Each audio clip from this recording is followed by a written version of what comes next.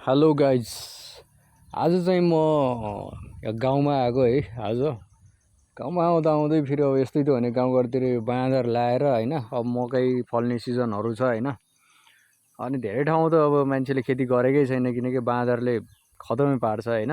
घरमै आउँछ बाँदर, घरमै आएर मकै लिएर गइदिन्छ।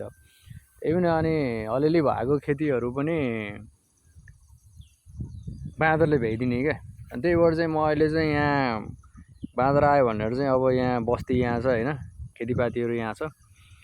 अनि बाँदर आयो भनेर चाहिँ म बाँदर धपाउन चाहिँ यहाँ यसरी यहाँ गुलिली बोकेर आएको छु।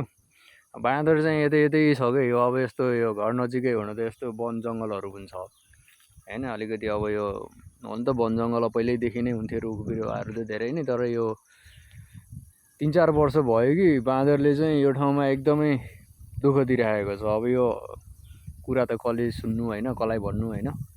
अब यसको व्यवस्थापन गर्न, बाँदरको चाहिँ व्यवस्थापन गर्न धेरै गाह्रो भइसकेको छ। यिनीहरूलाई नियन्त्रण गर्न चाहिँ धेरै गाह्रो भएको छ। अनि त्यही भएर चाहिँ म यसो यहाँ बाँदर धपाउन आइरहेको छु। त्यही भएर एउटा सर्ट क्लिप चाहिँ तपाईँहरूको लागि मैले यहाँ लिएर आएको छु। हाम्रो गाउँ चाहिँ यहाँ छ होइन, यस्तो यो स्याङ्जाको बिर्गा भन्ने ठाउँ हो यो।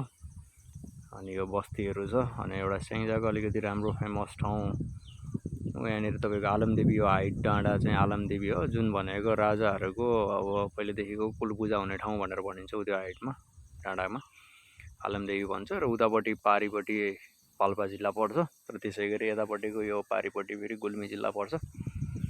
यो ठाउँ चाहिँ एकदम रमणीय छ है। जस हुन त अब सबैलाई आफ्नो गाउँठाउँ जन्मघर राम्रो प्यारो नै लाग्छ, तर पनि जस यहाँको बस्ती पनि राम्रै छ, रमाइलै छ। Okay guys.